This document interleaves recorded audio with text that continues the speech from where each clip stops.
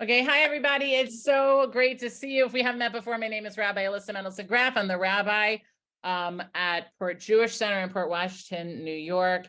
And we are incredibly lucky this evening to have Dan Grunfeld with us. I'm so excited.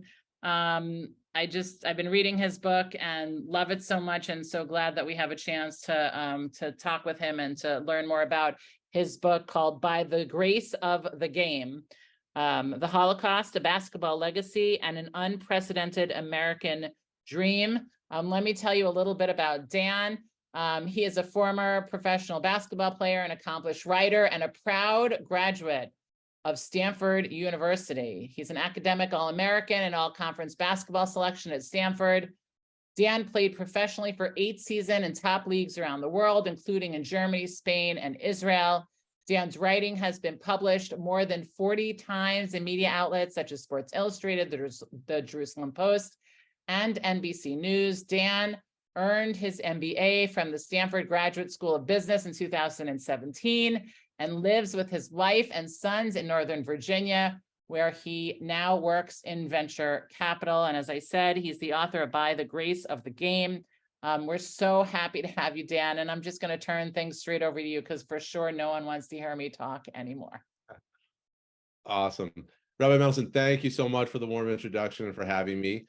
Really, really appreciate it. And thank you everyone for coming tonight. I know there's a lot you could be doing with your evening. So the fact that you're spending it with me really means a lot.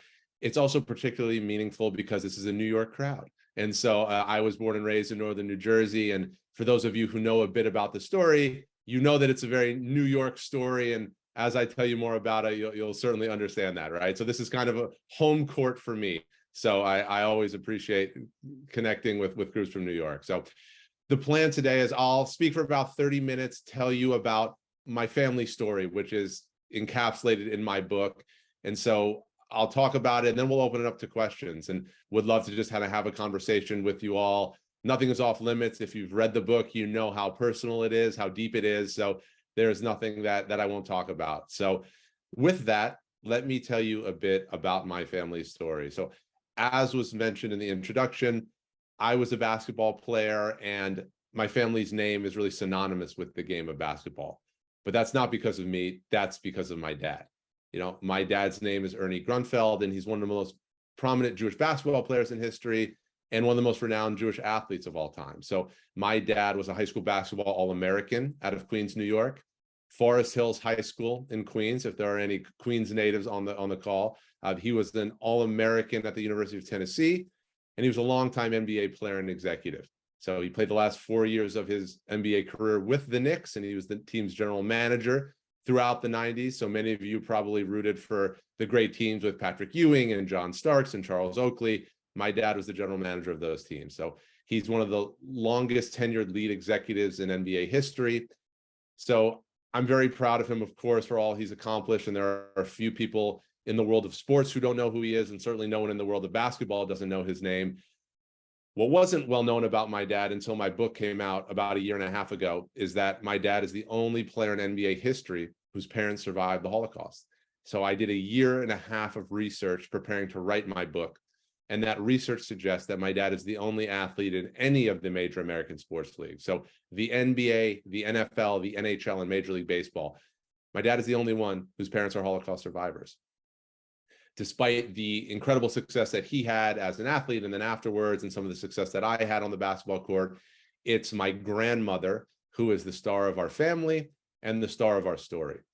You'll all be happy to know that she turns 98 years old on Monday. So she's in the Bay Area. If you've read the book, you know how just incredible and amazing she is. I will be on a plane shortly with my family to spend time with her, and she's not only my hero, she is also a hero. And I'll tell you a little bit why. So the story starts with her. My grandmother was born in Transylvania on the border of Romania and Hungary. I talked to a lot of groups of youngsters and students about this story. And I always ask them, do you know where Transylvania is? Did you even know it was a real place, right? Because we know Dracula and vampires, but I tell them Transylvania is actually a place in the world that exists, and it's where my family is from. So that's where my grandmother was born and raised. she was born into a big, happy Orthodox Jewish family. So she had 9 siblings. So there were 10 children and 2 loving parents. I go to great lengths in my book to describe what life was like before the Holocaust, because we know the numbers, right? Which it's impossible to wrap one's mind around. 6 million Jews killed, millions more, right? It's so impossible to fathom, but these weren't just numbers. These were people.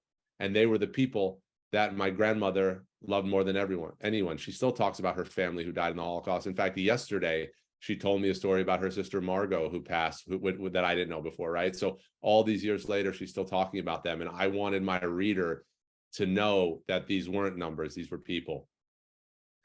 My grandmother was raised in a rural village. They had no running water, no technology of any sort, no electricity, no roads.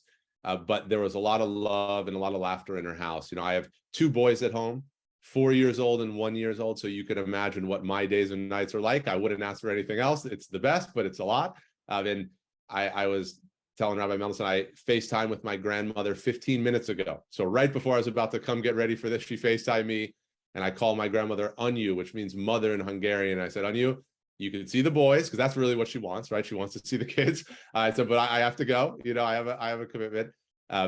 But that's the day and age that we live in right now, where my grandmother can call me on FaceTime, right, and we could talk that way. But back then, they didn't have those luxuries, right? So she was born in that situation. But when we talk, my kids, of course, are running amok in the background, and she'll always say to me, that's music to me, because that's what my house was when I was growing up, right? They didn't have any technology of any sort. Of course, no radio or television, but there was just a lot of love and a lot of laughter. And I wanted my reader to really feel that. When the Nazis invaded Hungary, where my grandmother went back and forth between Romania and Hungary, right? That's how Transylvania was. And it was given to Hungary in 1940. And so when the Nazis invaded Hungary, towards the end of the war, my grandmother happened to be visiting an older sister in Budapest. And if you've read the book, you know that my grandmother has every characteristic and quality one would need to survive something like the Holocaust. She's smart, she's savvy, she's disciplined, she has a tremendous will to live, but she also has great humility, because she says, even to this day, you could have had all those things then, and it didn't matter. With the Nazis, it really didn't matter. You needed luck and you needed help. And she had a lot of both those things. And you just heard about her first piece of luck. When they invaded, she happened to be visiting an older sister in Budapest. They got a letter from my great-grandfather immediately that said, come home now. And so they packed their belongings. They got ready to go to the train station. The following day, right before they were about to leave to go to the train station, they got another letter from my great-grandfather. And all it said was, if you can, stay where you are. And my grandma still says it was that second letter that saved her from Auschwitz. She thinks that her father panicked at first and said, come home, but then realized that his daughters would have a better chance of surviving in a big city where no one knew who they were and no one knew they were Jewish. In their small town, everyone knew everyone, right? So she thinks that he thought they'd better have a better chance of surviving in a big city. And he was right. My great-grandfather was taken to Auschwitz, where he was killed. As we know, in the Jewish tradition, it's customary to name our children after loved ones who passed. And my great-grandfather's name was Solomon Samuel, and my oldest son's name is Solomon after him. He was my grandmother's hero, and he's where a lot of our values originated. And so, but my grandmother didn't know any of this, right? She was just in Budapest, and she had a chance to survive on the run. And so she hid in bombed out buildings, and she scraped and clawed for food wherever she could find it. I mentioned the luck that she had, but it's important to talk about the help she had.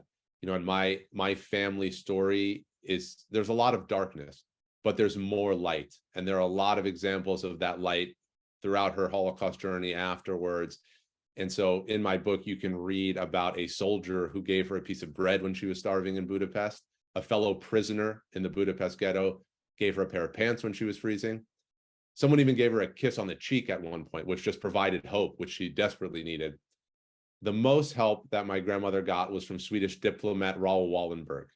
I'm sure many of you know of Raoul Wallenberg, regarded as one of the greatest heroes of the Holocaust, credited for saving roughly 100,000 Jews in Budapest. My grandmother was one of them, and he saved her life twice during the war. The first way that Wallenberg saved my grandmother is he went to Budapest, Budapest and issued protective passports, which were called Schutz passes. They gave Jews in Budapest a level of security for some time. So my grandmother was able to get a Schutz pass for herself. It was very dangerous. You had to go to the embassy and wait online, and Nazis were pulling Jews out of line and they were disappearing. So it was risky. My grandmother got a pass for herself, and she risked her life to get 17 passes for other people. So when I said earlier that she's not only my hero, she's also a hero, it's the truth. She saved people, and she could have sold those passes or bartered those passes because everyone was starving and freezing, but she gave them away. And as I asked her, why she did that, right? When people were so desperate and you could have used those as currency. And she's, mentioning my great grandfather, said he raised me better than that, right? He raised me to help people when they needed it. And that's what I did. And so my grandmother was eventually captured by the Nazis. That Schutz pass was no longer recognized after some time because of a change in government. She was captured by the Nazis. She was thrown in the Budapest ghetto. She didn't know what was happening with her family at the time. She knew that several of her brothers were in labor camps. One of them had died already, but there was limited information, and the Nazis did that by design, right? They obscured what was going on. So my grandmother didn't know where her family was. So she was thrown in the Budapest ghetto, and there she was reunited with one of her older brothers. And I mentioned there were 10 of them. My great uncle Andy was the brother right before my grandma. So they were closest in age. They were like best friends. And it was my great uncle Andy who she was reunited with. And so they stayed together in the ghetto. Nazis stayed out of the ghetto. They let Jews administer daily life. Towards the very end of the war, my grandmother and her brother saw 20 Nazis enter the ghetto with machine guns over their shoulders. And word quickly spread that they were there to kill the remaining 80,000 Jews in the ghetto.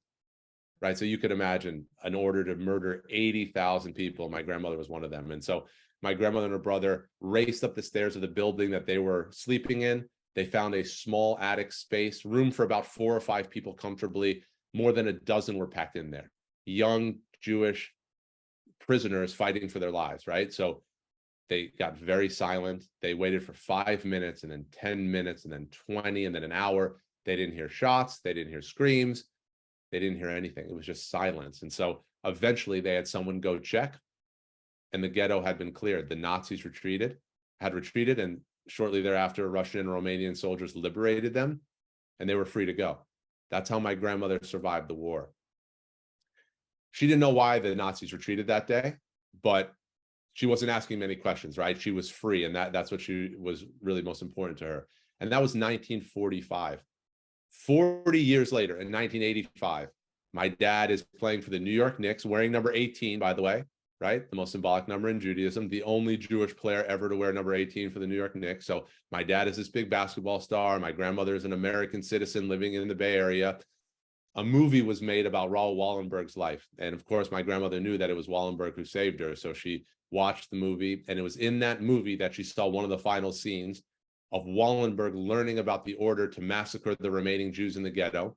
And he got into his car and he raced to the ghetto's gates, and he confronted the general, the only man with the authority to call off the massacre. And he told him, let these people go. They're innocent. I will personally guarantee that you'll hang for this. You have to let these people go.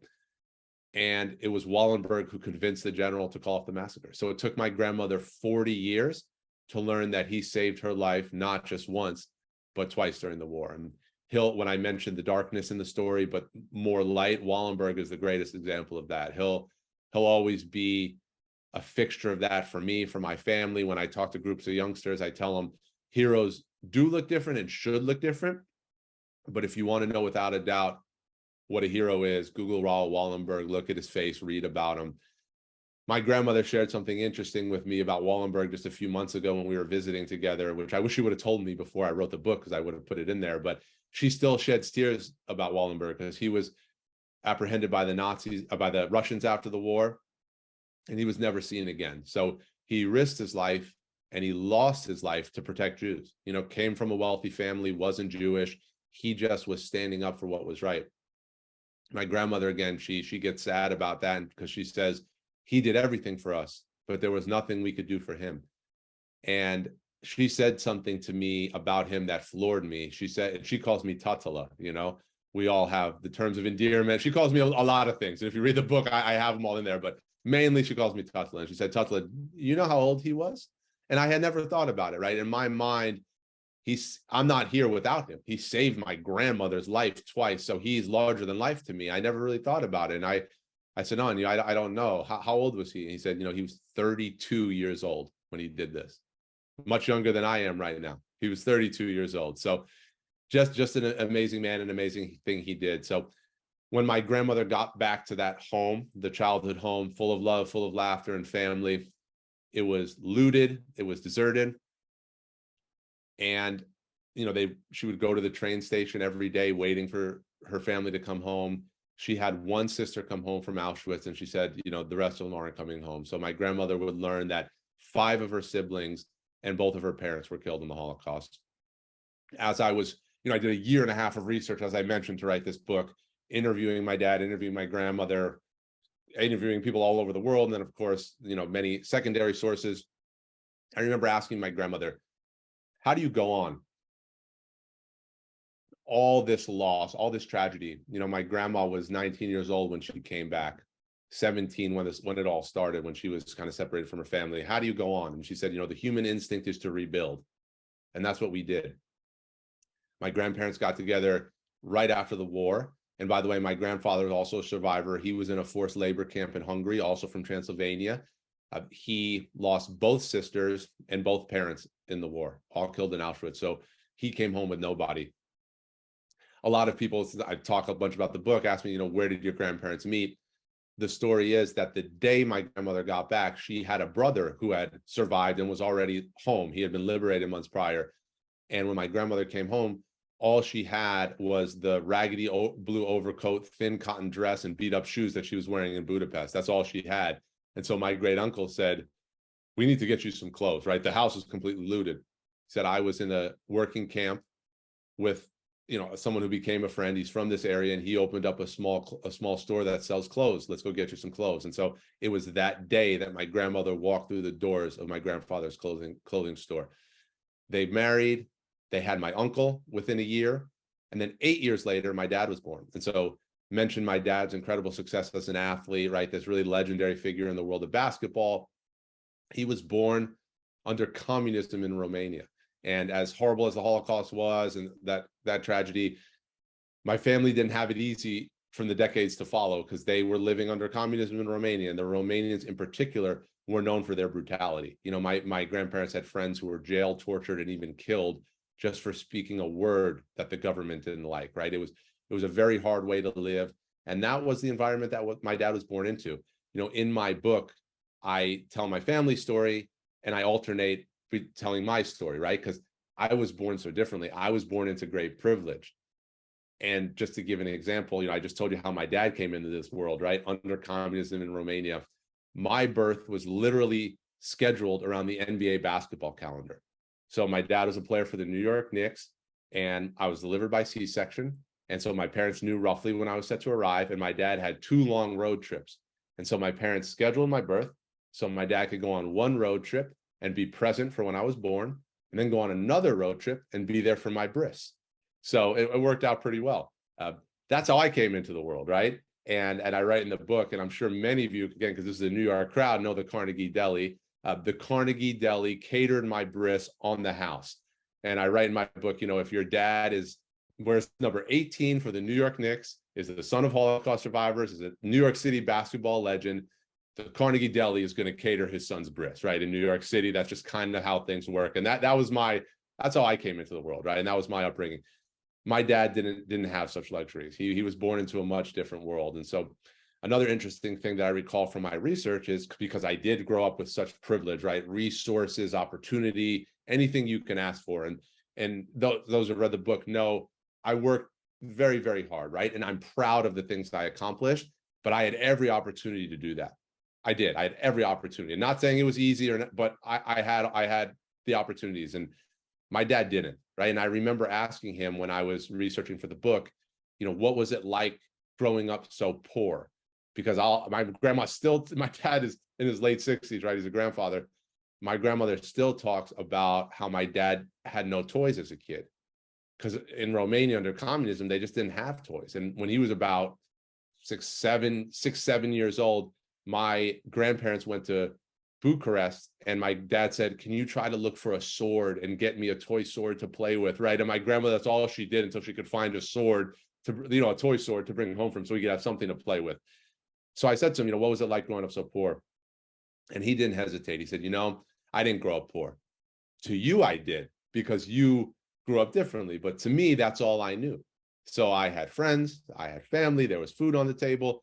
He didn't know what my grandparents had to go through to get that food, right? But they had to do things on the black market. But by all accounts, he had a happy, idyllic childhood. And he, as I mentioned, my uncle, 8 years older than him, my dad worshipped his older brother, looked up to him so much. So he had a happy childhood. But for my grandparents, it wasn't happy. It took them 10 years to get visas to leave Romania. And later on, I'll tell you how it took my dad 24 hours to become an American citizen because of his scoring ability on the basketball court. It was actually the state of Israel that offered to pay money for each Jewish family that the communists would allow to leave. So my family had passports to go to Israel. I'll tell you a quick little story that I think you'll enjoy. So as I mentioned, the black market is how you kind of had to transact under communism, right? You just couldn't survive without it. And I write in the book, it was illegal, but it wasn't shameful. And my grandfather knew how to work the system. And so over 10 long, hard years, they were able to save up $1,000 worth of Romanian money and 4,000 American dollars. If you were caught with this money, you were in big, big, big trouble. But, my grandparents had chutzpah, right? They survived the Holocaust. They kept the money in an old clock radio in their apartment. And when they finally got their papers to leave, they were strictly forbidden for taking anything of value out of the country. They couldn't even have that money, right? Let alone take it out. But they said to themselves, we work too hard. We have to figure out how to get this money out. So without any spoilers, right, they got every cent of their money out, both the Romanian money and the American. The Romanian money was an amazing kind of plan that my grandfather hatched and they executed. The American dollars, 4,000 of them, which were much riskier, excuse me, they were able to smuggle that money out of Romania. And again, sometimes truth is stranger than fiction, with the help of one of the most famous comedic icons in the United States, a man by the name of Buddy Hackett.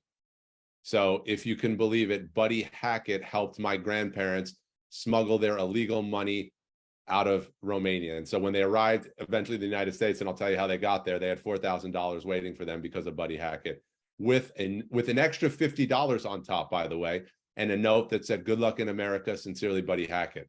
So when I talk about darkness and light, I know Buddy Hackett is remembered as a crude comedian, and actually my grandparents saw him perform in Las Vegas once they'd made good in America. And my grandma said, "Oh, the comedy was so ugly and dirty. I really didn't like it. But you'll always love him because he did a great deed for my family." Mentioned my family had visas to go to Israel. My grandfather wanted to come to the United States because he knew about the opportunity. My grandmother still says, "I could say no to your grandfather, but I couldn't say no to your uncle." My uncle was dating a girl in Romania who had come to America, and he also wanted to be in the States. And so my family spent 6 months in Rome, which was very common for refugee families who had fled communism. They stayed in Rome for a bit and then were able to go where where they had papers to go.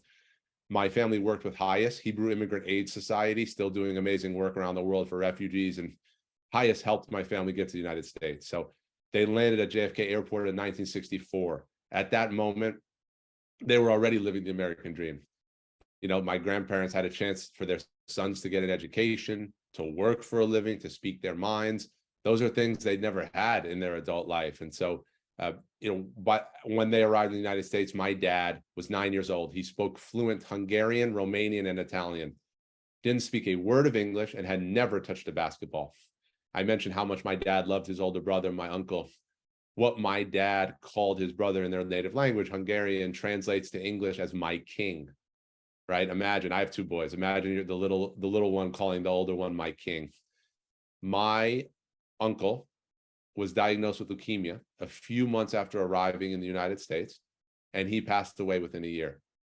And so despite all the loss in the Holocaust, this is the biggest tragedy for my family, right? For my grandparents to have survived, to have gotten to America, and then to immediately have lost their oldest son, for my dad to have lost his brother. Tragedy, hole that still can't be filled. And I'm honest about that in the book. I mentioned my son being named after my great-grandfather. I'm named after my uncle.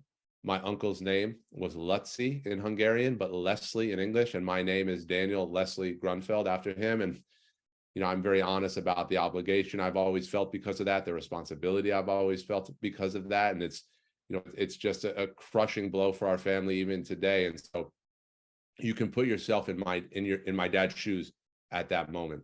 10 years old, he was 3 days after his 10th birthday when his brother dies.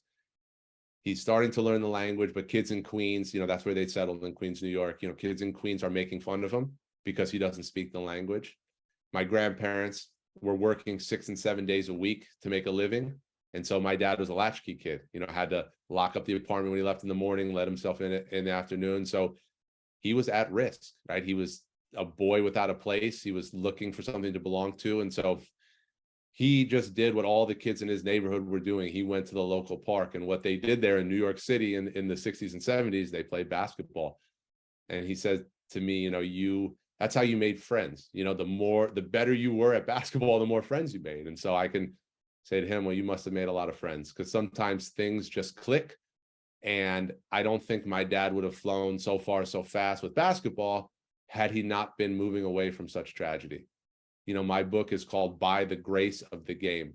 And it's true that basketball shined its light on my dad and on our family when we really, really needed it. Right. And so it didn't take long for my dad to become a good basketball player, then one of the best basketball players at the park, then one of the best basketball players in the city of New York. What was interesting is that my grandparents didn't see him play basketball, didn't see him touch a basketball until he was 17 years old. It was all he was doing. He was spending all his time, but they were spending all their time at their fabric store in the Bronx that they'd opened, and they didn't really know what was happening. Again, to juxtapose that with my upbringing, I had it all, right? My mom's driving me to every game, my dad working with me on my own personal court in our driveway, my sister supporting me. And that's what you want for your kids and for the next generation. You want those opportunities.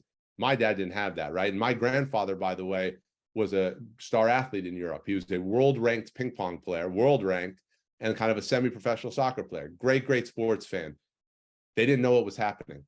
And so they got a call at their fabric store one day, and it was my dad's high school coach. And he said, it was my grandmother who answered, he said, Mrs. Grunfeld, you got to come see your son play basketball. He's special. And the reason they hadn't been to a game is because my dad's games were in the early afternoon, and my grandparents would have had to close their fabric store. And it was all about the work, right? Immigrant mentality, build a life. They never closed their store early.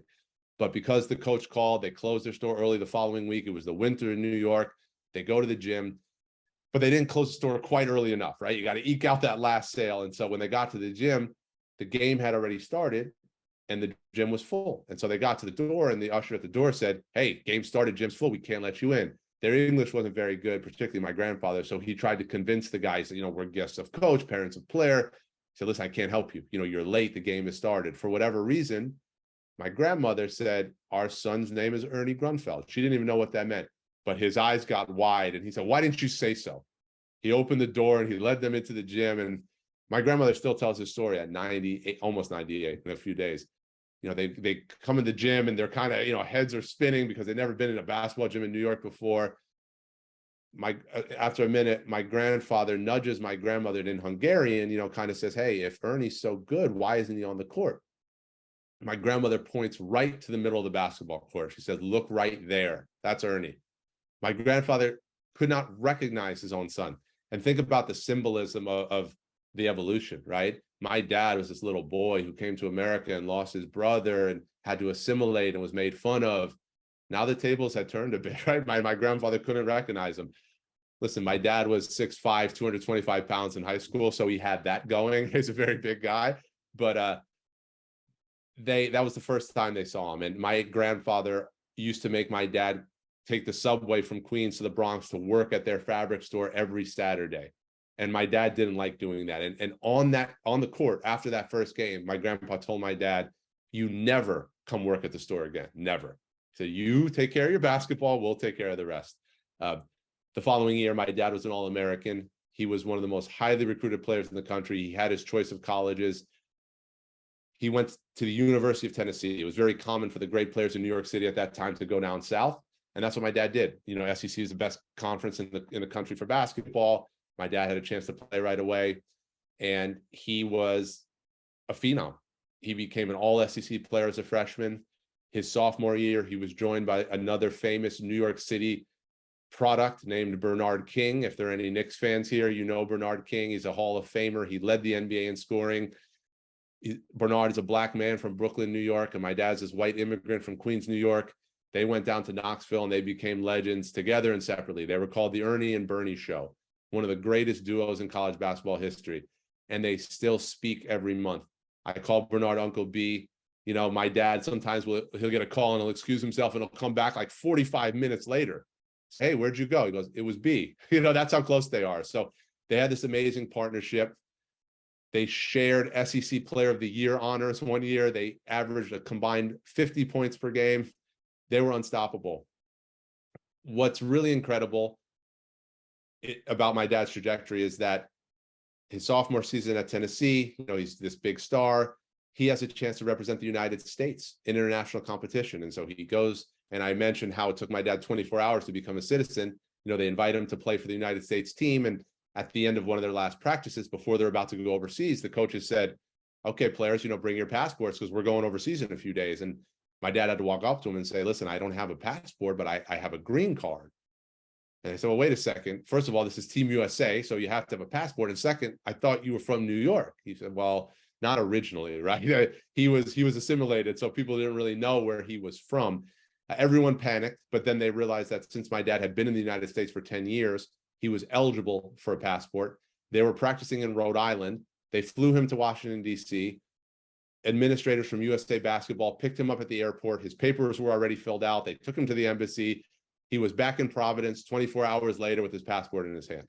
He was an American citizen. And you know, remember, it took my grandparents 10 years to leave Romania. It took my dad 24 hours to become an American citizen because of his scoring ability. And so he had a lot of success doing that, representing the US. And then his junior year, he had an opportunity to try out for the Olympics, right? I think 80 of the top players in the country at the time, college players played in the Olympics. So the top 80 players in the country had a chance to try out for the team, coached by the legendary Dean Smith, the coach of the University of North Carolina, who would go on to coach Michael Jordan and so many others.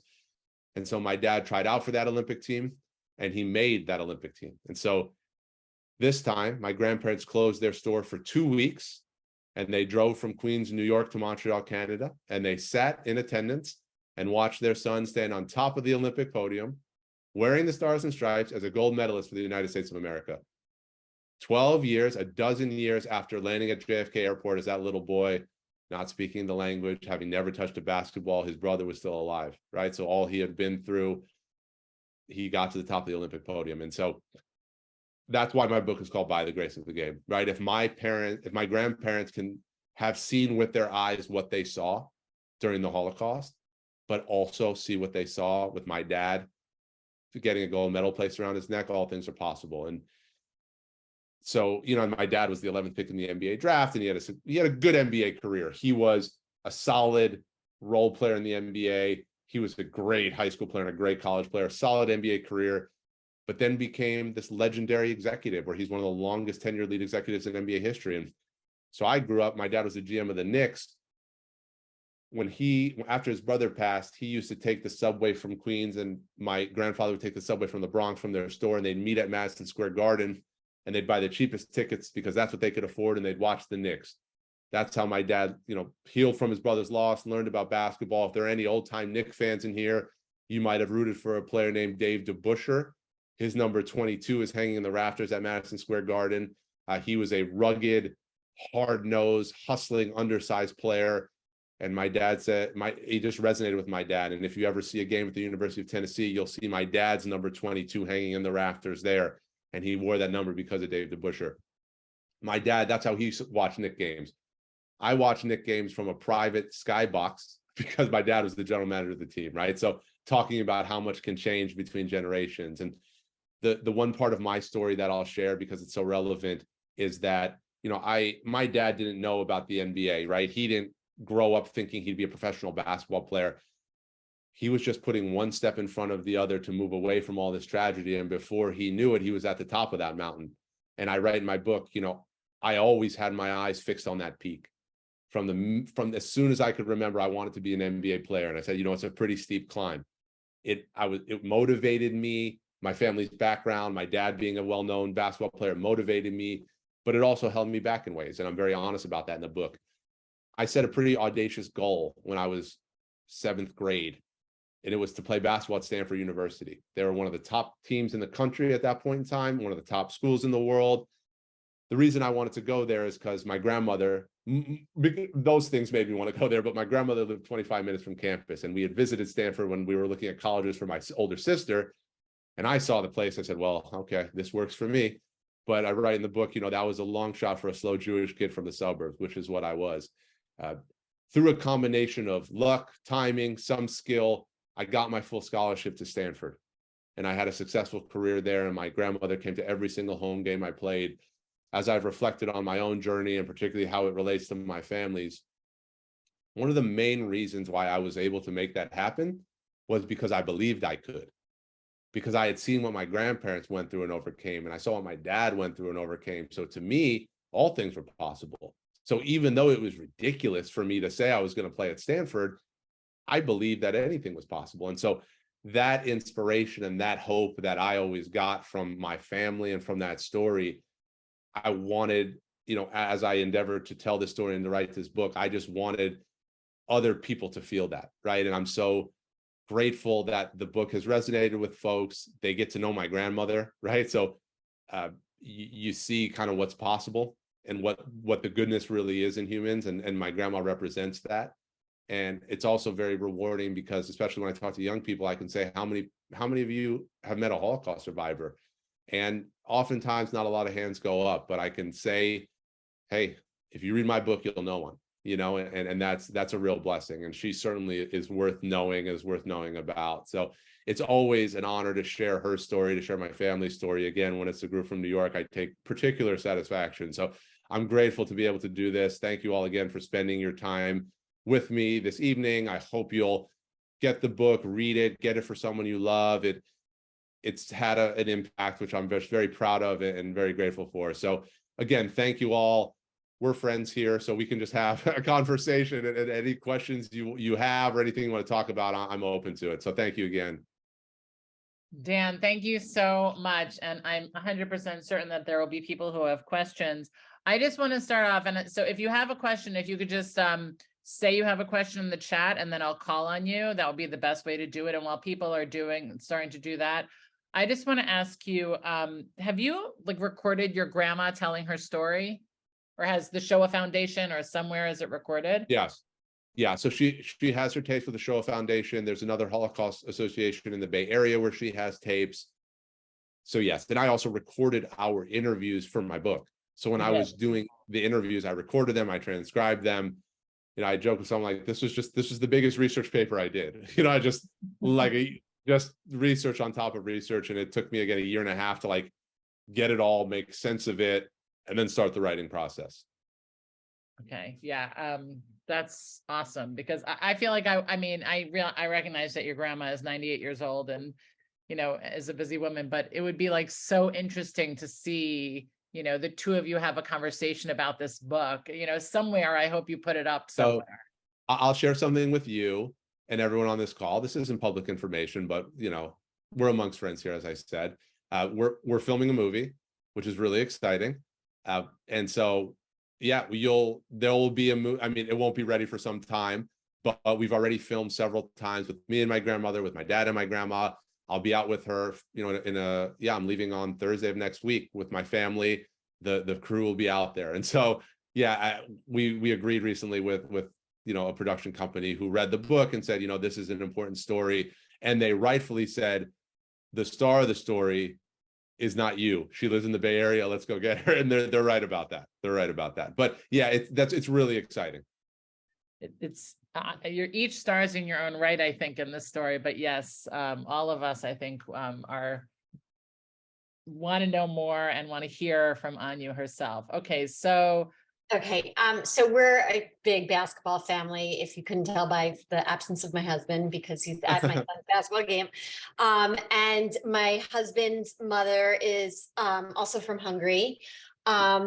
And my younger son, my husband's a huge Knicks fan, and my son is a huge Bucks fan. So Oh, this wow. book checked so many boxes. So I decided to do the audio book so we could listen to it in the car together, because I'm always driving them around. And so my question is, how come you didn't narrate the story? So funny. We were just talking about this before everyone joined. Rabbi Mendelson also listened, and the gentleman who read it, the story really touched him and moved him. And there were several, he shared with me, he had to re-record a couple parts because he cried while he was recording, right? Which is great. And my dad joined a call with me and him, and for an hour, and tried to help him pronounce everything in Hungarian, right? So we did all we could. And I said to Rabbi Mendelson, it's true. This is the type of book that the writer should narrate, right? Because it's so personal, and like my voice comes through in the writing, and there's, there are jokes, and like I wanted so bad to do it, but it would have taken so long, right? Because I mean, just to read the book in itself will take 8 to 10 hours, and I'd have to read it slowly and do it. So you're talking like 24 hours of time, and I was moving so fast to promote the book. I have 2 kids, I have a job, right? So like it was like a cost benefit analysis, and I was like, but listen, tell your friends about the book, buy it for people you love. If somehow the movie becomes a big thing, then I'll get to record it myself. And like, I should, right? Because because if you listen to it, like it's a very like personal story that belongs to the writer. So it should be me. I agree with you. Thank you for the support, and Knicks fans, Bucks fans, Jewish basketball. Yeah, like you said, good fit. Hi. I'd like to follow up on what you're talking about at the end, because that's one thing that really fascinated me in the book. The way you interwove the narrative of your grandmother and your father, your grandparents really, and your father and you. And you're really hard on yourself too. And you talk about being a child of privilege and kind of wondering if you belong there. And of course, everybody else is assuming you don't belong there. And I wonder if you just discuss a bit what that was like and what your experience was. Yeah, I mean, I was hard on myself growing up, right? Because I put a lot of pressure on myself. I had big motivation, and like all things, hindsight is always 20/20, and we learn, we grow, we mature. People ask me, what did you learn about yourself from writing this book? And of course, like I learned so much about my family and our history, but also just about me as a person. And the biggest takeaway, like what would you have done differently? And I said, I would have smiled more, right? And I think that comes through. Like, it's good to be motivated and determined, and believe me, I was that, right? And from reading the book, and I still am. I had that in spades, and that helps you to a point, but then there's a law of diminishing returns where it hurts you. And I certainly surpassed that mark where it held me back, and it was hard for me. I'm very sensitive, and I have a lot. I always felt like I was carrying a lot, how much I love my grandmother and what she went through, and my uncle passing, and for my dad too. Like my dad never talks about his brother. And so like, just feeling like the obligation to make good on what my family went through so I could have the opportunities I do. And listen, like I name my privilege. I don't think I overstate it. I was born as a white male in the United States. Just by that, I'm privileged. And, there were so many other things. And like, I had all those things. I had education and whatever. But I'm also realistic. And it's funny because I've had most people reach out and be like, oh, I wish you would have given yourself a little more credit. Some people have reached out to me and said, you gave yourself too much. Like, we didn't need to hear how great, because like, my thing was just to tell an honest, true story. There were times when I was dominant and I was a star at every level, even as a professional. And I talk about it. There were times where I want to choose my words carefully here, because I could say a lot of things. I was not excelling, right? I was pretty crappy. Okay. We could say it that way at every level, even in high school, where you would think I was one of the best players in the state by my senior year. But by my sophomore year, I got benched in high school, right? Like, but so I just tried to be really realistic about those things. That there are a lot of perks growing up the way I did with my dad as an NBA general manager. So I had access and role models and resources. There are a lot of perks. But when your parent is someone prominent, and this is not this is a very common story. You hear this from people with like a quote unquote famous parent. People put pressure on you. not my parents, luckily. So I was very lucky for that. My parents supported me. My dad never told me to play basketball. I said, do whatever you want, do what makes you happy. But I wanted to play basketball like my dad did. The thing that really angered me is that I always felt judged by people, and I felt that people looked through me, right? They didn't see me for me. I have amazing friends and relationships because there were people who just liked me for me. And the people I'm closest with, like, yeah, my dad is who he is, great, whatever. Like, he's just a dad.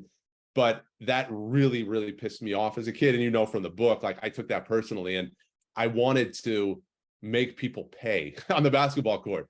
And I did, frankly, I did. Like, I was ruthless. But I mean that, like, I'm like I don't want to say like I'm a really nice guy, because anyone can say that, but like, I'm a chill person. And like, I was nice to people and I was kind, and I stood up for what was right. But like, when it came to the game of basketball, I wanted to become something.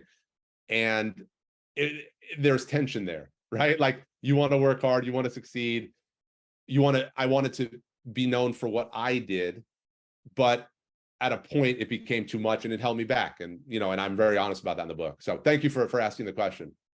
I have a question and a comment. First, I love the book, and thank you for writing it. And I'm not a sports basketball Knicks fan. I don't watch any of it, but I love the book. And my husband is, of course, a sports fan and a Knicks fan. And I said, you have to read the book. So thank you for writing it. What grabbed me immediately and made me cry immediately was the foreword by Ray Allen. What a special person. He sounds like such a special person. And I didn't know any of his story, that Obama, recognized him, and that he brought every basketball player to the Holocaust Museum when they went to Washington, D.C. Can you speak to that a little bit? And then I want to make a comment. Yeah. Thanks, Roberta. Thank you for saying what you said, first of all, about the book and you not being a sports fan. And again, we were chatting before this started. I said, like, a lot of people think, oh, it's a basketball book, but it's not a sports book, and it's not a Holocaust book. It's a book about family. It's a book about love. So it's just great for me when I hear that you're not a sports fan. Like, that's great. That's what it should be, right? Because the book is not that. So thank you for saying that. So Ray Allen, for those of you who don't know, he was recently named one of the top 75 players in NBA history. So he's this incredible NBA basketball player. I have the good fortune of knowing Ray because my dad was the general manager of the Milwaukee Bucks when Ray was a star player. And I was one of the best players in the state. And so I had in high school, and I was a shooting guard, and Ray Allen was a shooting guard. And I had his jersey framed on my bedroom wall, right? Is Ray Allen, like, from the Milwaukee Bucks. He plays my position, and I play his position, I should say. And he was always like very good to me. And what he didn't know at the time was that my dad's parents were Holocaust survivors. What I didn't know, and what my family didn't know, is that Ray had seen Schindler's List in college, and he was just moved. And he just said, this isn't a Jewish tragedy. This is a human tragedy. People need to know about this. And educating people about the Holocaust became his passion. And as you said, when his NBA teams would play in Washington, D.C., he would take his teammates to the Holocaust Museum. And I talked to a few of those teammates, and they said, which it's life-changing, right? Once you walk, you don't walk out those doors exactly the same person you walk in, right? And when you play in the NBA, like, there's so much you could do on the road and so many ways you could spend your time. Ray brought his teammates to the museum. And so he's just an incredible advocate using his platform. He's taking groups to Auschwitz. And to your point, President Obama named him to the board of the Holocaust Museum in 2016. And so just this incredible advocate for Holocaust education. I got in touch with Ray after I'd written the book.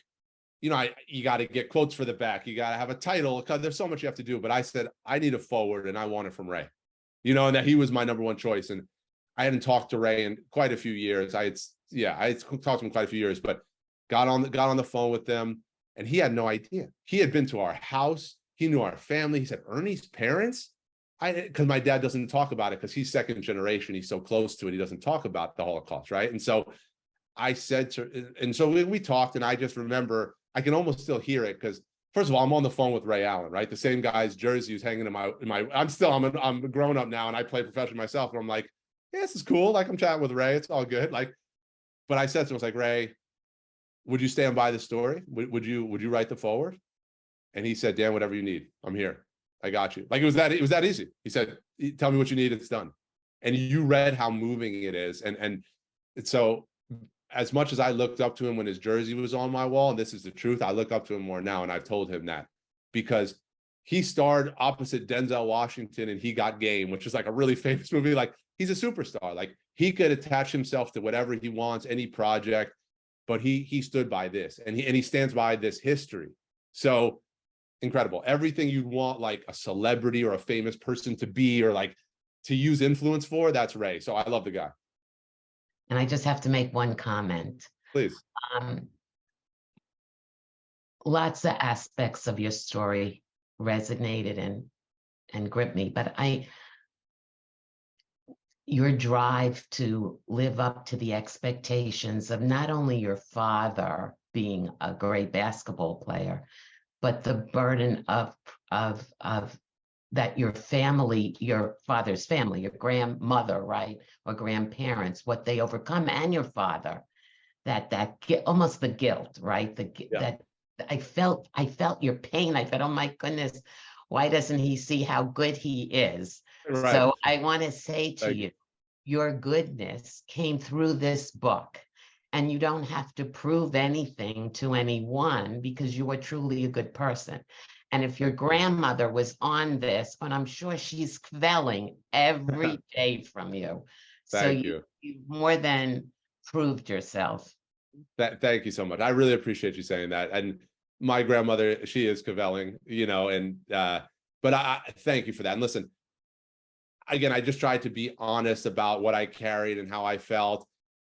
And some people who read it, like, they feel bad for me in a sense because I put so much on myself. But my family, this is a happy story, which is a little bit strange to say because there's so much pain and death and really hard things happening. But it's about people who love each other, who have perseverance, who have resilience. And I'm the same. I know who I am and who I'm not. Like, I was an All-American at Stanford academically and on the basketball court. I went to the best business school in the world. I'm proud. I'm proud of myself, and I know that I did a lot.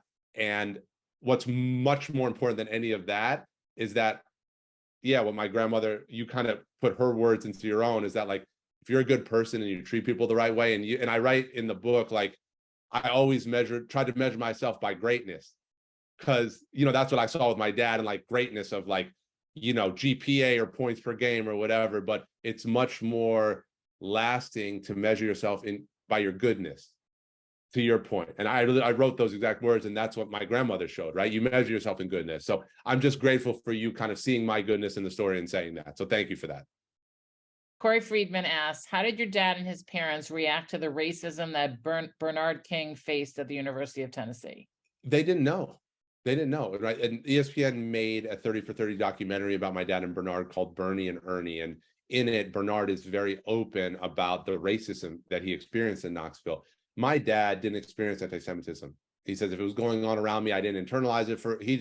It didn't hit him. But Bernard did experience racism. And my dad in the film says, I wish he would have told me. At that age, you're young, they're playing ball. They're not necessarily opening up about what's going on in their lives. But my dad says they're older gentlemen now. He says, I wish Bernard would have told me because I would have been there to support him. And I don't think either of them knew how much the other had been through because they're different, right? The feeling of being other, right? Bernard is Black man, very poor background. My dad, Holocaust survivor parents, immigrant. They just were playing ball and scoring points, right? That's what they were doing. I think, as men now, they do talk about more meaningful things. And I'll share this with the group. My dad, Bernard and him were texting a few weeks ago when the Knicks were in the playoffs because the Knicks did very well, and they had Bernard come to the game. And my dad said, hey, I see, and they showed him on TV, said, hey, I see you're at the Garden.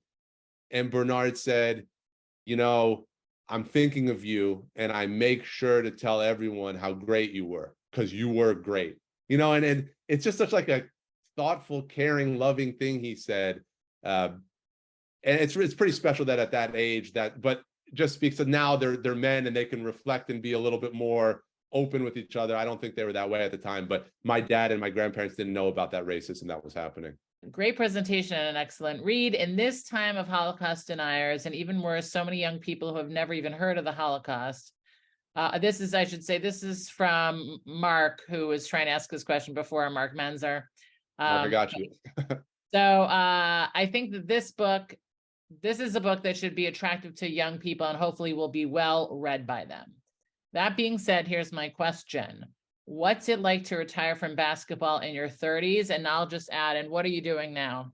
Thank you for the kind words about the book. That was one of my hopes when I wrote it, is that it would resonate with young people, because it's an access point to the Holocaust, right? And it has. It's been. I had someone email me yesterday that her son who's 13 read my book for a school project, and he was like, "Oh, this book is awesome," and she said, "I don't even think he really realizes how much he learned about the Holocaust," right? So like, it was a goal of mine. I'm grateful that it's kind of happened. I would say if any of you have kids, grandkids, friends who are that young age, buy it for them, and because it has that effect, right? So thank you for saying that. To retire at 30, so you said in my 30s.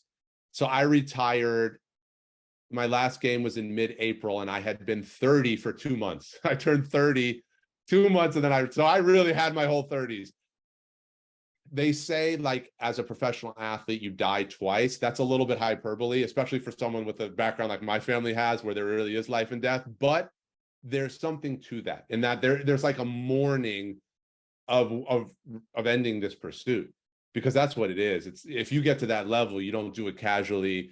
I have my story, and you know it from the book, but everyone who's on a court has their own story, or a field, because like whatever's pushing you to those lengths, there's something really deep there. And so it becomes your identity in many ways. It's so profound in your life. And so, and you read the book, like I just burst into tears the second the buzzer sounded, and my wife too. And no one knew that I was not going to play the following year. I think they're saying, what's going on with these people, right? But like, it was that emotional for me. But then the real world is out there. And again, talking about my privilege, I think about how lucky I am, right? I had the best example of life after basketball. My dad was this legendary player, right? He was one of the first inductees in the New York City Basketball Hall of Fame. All I heard about growing up was the Ernie and Bernie show and this and that. My dad was 31 and he was done. And it wasn't like now where they have like $75 million in the bank, right? It wasn't like that. So like, he was just done. His big career came after playing. And so I always knew that there would be life after basketball. My dad and my mom, both very proud parents, but particularly my dad, people always tell me this: your dad always brags about you, but not about your scoring, which was good, right? He could have. It was about your grade point average. He was always proud of me being a good student, right? So just like I had this great role model for life after basketball. I spent my last year studying nonstop for the GMAT. I knew I wanted to go to business school. So I kind of landed on 2 feet, and I had, again, this great role model just to pave the way for me. So it was a hard thing to do. I didn't touch a basketball for a year. I needed a break, but got into Stanford, went to business school, joined a startup. We grew that. I figured out what I liked about being an athlete, which was the competitiveness, the discipline, the communication, understanding how to deal with adversity, to work with people you like and you don't like, to perform under pressure. I didn't realize how much about being a high-level athlete is really transferable to the world of business. But I found roles at the startup and now at a venture capital firm that I work for that use the skill sets that I developed, not only as a player, but then also in business school. So to the end, last part of that question, I work for a very large venture capital firm now. I'm not an investor, but I work on the operations side. So after we invest in a startup, I help our startups grow and scale and connect with the right people at the right times. And so, yeah, but I spent my first year making $20 an hour as basically an intern, right? And I was an academic All-American from Stanford, and I was 30 years old, but that's where I started. And so one thing about me, and it relates to my family story, I'm not afraid to kind of roll up my sleeves and earn my keep a little bit. And that's what I kind of had to do. This is the last question, and Judy and Bela had like variations on this theme. They both want to know about your grandma's recipes, and how, one, is there any way to access any of them? And 2, can you pronounce some of the names of some of them? Like, can you say, we read them in the book. If you listen to the book, you hear the guy reading the book say them, but they want to hear you say them. I was waiting for that. Rarely does a session like this go by and someone doesn't say something about the food, but also like, where's the cookbook? You didn't share any recipes. It's usually like a criticism of me, like in a fun way, right? But it's like, we want more of this, like kind of the food part. And for those who haven't read it, I write a lot about my grandmother's cooking. It is the greatest thing in the world. Of course, I'm biased, but even like my friends are just like, whoa, like, and women from that region of Hungary, Romania, Transylvania are known as amazing cooks, and my grandmother's just out of this world. The reason food is such an important theme, food is love, right? And we know that as Jewish people, like we congregate, we eat, we like to feed people, right? There are Jewish mothers here who feed your kid, like that's what we do.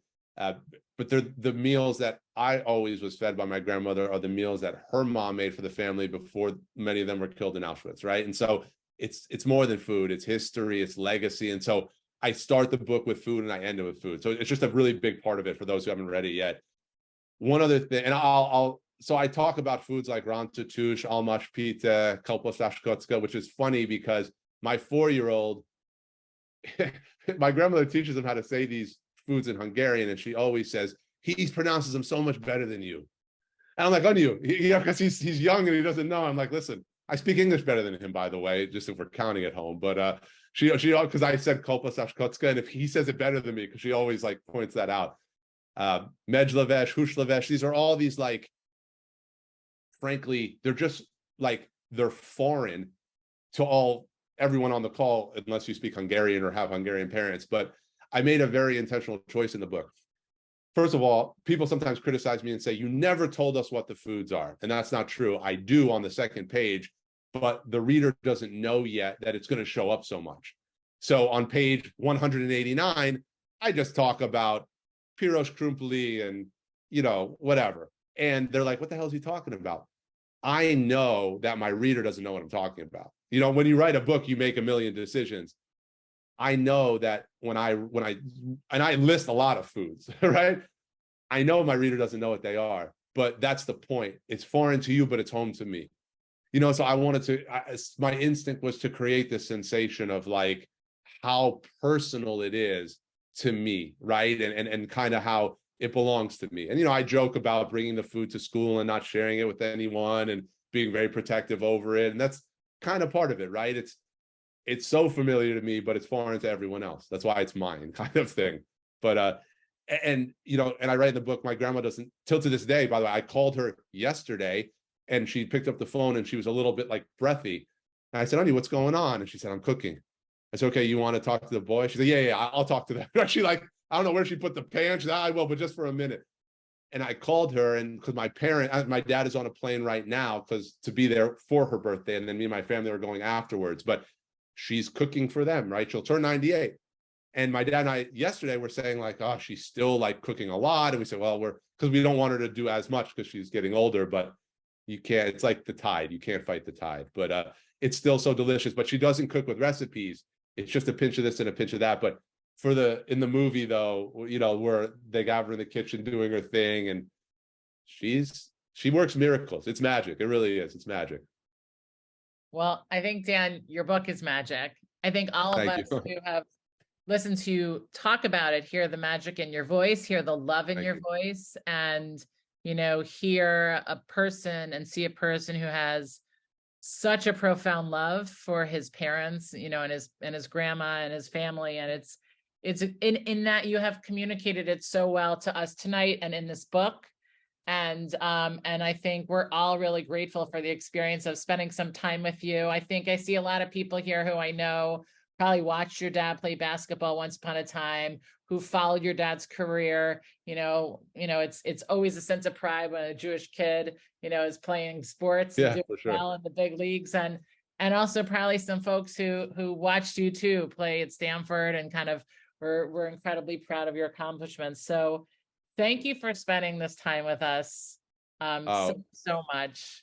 And it's been wonderful. No, I'm really grateful, and thank you for having me, and to the group. You all are awesome. And like I said, just please spread the word, right? This is the work. It's about the Holocaust. It's about the history. It's about the legacy. So tell your friends, get copies for people you love. If you've read it and you liked it, please leave a review somewhere, a positive review. That really helps. I've learned a lot about how books are sold, and those algorithms pick those things up. And so, yeah, just trying to get the story out there and expose as many people to it as possible. So just want to express my gratitude. Thank you so much.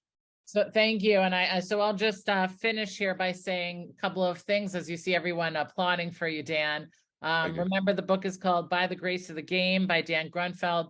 And you can, there's two things. You can leave a review on Goodreads. You can leave a review on Amazon. If you haven't bought the book, we want you to buy it at your local independent bookstore if it's still open. Ours in Port Washington closed, as we in Port know. But if you're somewhere else, I know there are some friends coming from other places. Pick it up there, or just buy it, whatever is most convenient, and tell your friends. Dan, thanks so much. You're our last speaker this year. And you're my last. All right. So yeah, you're my last. I'm done with my tour for the Jewish Book Council. So we're ending on a good note. Awesome. All right. Thank you again. Have a great night, everybody. We'll see you. See you in the fall. Take care, everybody. Thanks, Dan. Thanks so much. Bye.